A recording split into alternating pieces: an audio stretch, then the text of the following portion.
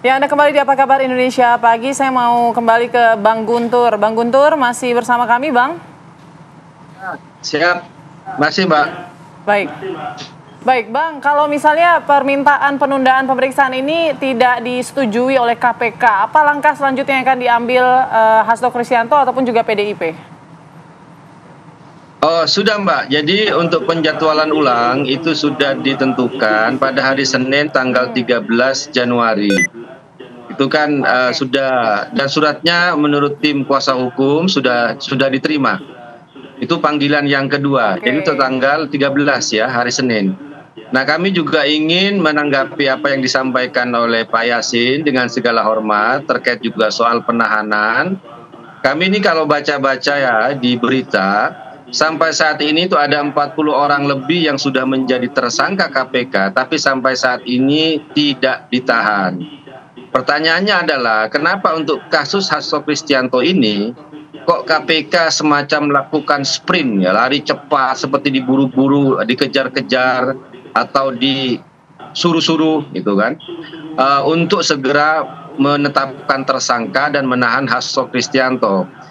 Dibanding dengan saya sebutkan tadi, ada 40 orang yang sudah tersangka KPK tapi tidak ditahan, bahkan dari mereka juga ada yang sampai menjadi calon pilkada kemarin dan mengikuti proses pilkada. Kenapa Hasto Kristianto harus segera cepat-cepat ditahan? Itu pertanyaan kami. Karena kami juga melihat ini ada tebang pilih dalam melihat kasus ya. Kalau kasusnya kepada orang yang kritis, kepada orang yang melakukan suara yang lantang, maka kasus itu akan cepat-cepat diproses. Kalau perlu cepat-cepat ditahan agar bisa dibungkam.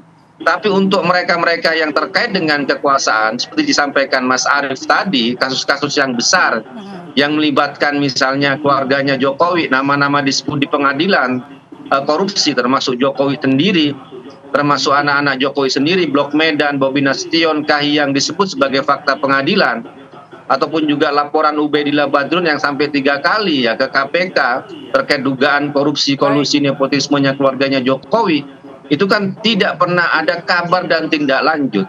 Jadi kami melihat bahwa ada tebang pilih, padahal dalam kasus Hasto Kristianto ini tidak ada kerugian negara sepeser pun dibanding dengan penyebutan nama-nama keluarga Jokowi yang disitu dugaan kerugian negara hingga ratusan triliun. Begitu, Mbak. Oke. Bang Guntur, mungkin itu ada faktor pimpinan KPK yang sudah berganti, jadi berbeda lagi polanya begitu. Tapi saya juga penasaran nih Bang Guntur, kayak informasinya kan Bu Mega akan datangi KPK ya kalau misalnya Hasto Kristianto tersangka. Apakah kemungkinan nanti di tanggal 13 Hasto akan datang bersama dengan Ibu Mega mungkin? Itu kita lihat nanti Mbak ya. Tapi pernyataan Ibu Megawati itu bisa dibaca waktu beliau sampaikan, karena yang menjadi kasus ya atau ditersangkakan Mas Hasto Kristianto itu beliau selaku Sekjen PDI Perjuangan, dan itu juga disampaikan juga oleh Ketua KPK ketika membacakan rilis alasan-alasan penetapan tersangka Hasto Kristianto, kan disebutkan selaku Sekjen PDI Perjuangan. Makanya kami melihat kasus ini juga bagian dari kasus politik. Bukan kami yang mengatakan ini kasus politik, enggak. Tapi Ketua KPK sendiri yang memframing waktu penetapan Mas Hasto itu sebagai kasus politik. Menyebut bahwa Mas Hasto selaku Sekjen PDI Perjuangan. Kemudian menyebut bukti-bukti ini ada terkait dengan masalah pencalekan, masalah PAW. Ini kan tugas-tugas partai politik dan tugas kesekjenan. Maka jangan heran kalau publik pun melihat bahwa kasus ini sebenarnya ada lebih kepada kasus politik, apalagi kalau kami melihat ada upaya untuk tebang pilih dalam kasus Hasto Kristianto ini dengan kasus-kasus yang lain. Begitu Mbak. Baik, kita ke Pak Yasin. Pak Yasin, mendengar tadi tanggapan dari Gun Romli, apakah benar ini ada kesan tebang pilih di tubuh KPK dengan kasus Hasto ini Pak? Ya, kalau melihat peristiwa hukumnya, jadi kenapa pimpinan KPK itu menyebutkan itu pergantian antar waktu dan menyebut sekjen itu karena memang sesuai dengan peristiwa pidananya adalah berkaitan dengan mengegulkan untuk penggantian antar waktu. Itu ceritanya ya komplit. Kalau hanya Pak Hasto saja, Hasto siapa?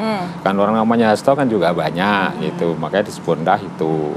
Untuk kepentingan apa? Suap menyuap, pergantian antar waktu, ya pasti disebut pergantian antar waktu. Itu hanya untuk memperjelas itu peristiwa pidananya itu seperti apa, urut-urutannya atau kejadian yang senyatanya itu seperti apa, begitu. Kalau menurut pandangan kami, saya itu kan juga berkomunikasi aktif dengan mantan penyidik KPK yang dulu juga menangani masalah ini. Ini ada unsur politik apa enggak gitu, yang di M7 sekarang ya, mereka kan orang-orang yang berintegritas yang dikeluarkan dari KPK. Itu saya tanya, pernah nangani itu? Oh iya. Ini ada unsur politik apa enggak, Pak? Justru pimpinannya saja, misalnya itu yang periode itu. Pimpinannya saja yang punya kepentingan politik, begitu ya? Yang tidak segera mentersangkakan, diduga ada intervensi, gitu loh. Baik, terakhir mungkin singkat saja Mas Arief, ada sarankah untuk PDI Perjuangan ataupun Hasto Kristianto untuk menghadapi kasus ini? Saya kira bagi PDI Perjuangan tentu harus membela atau mengadvokasi Pak Hasto Kristianto, dan ini sudah disampaikan Bu Megawati selaku Ketua Umum, bahkan mau datang ke KPK. Tentu cara-cara secara jalur hukum dengan menyediakan lawyer misalnya akan ditempuh oleh PDIP. Itu yang saya kira bisa dilakukan PDIP, di samping bisa jadi kalau ini pembacaan sebagai peristiwa politik, bisa jadi juga harus melakukan gerakan atau komunikasi politik yang harus dilakukan oleh petinggi-petinggi PDIP.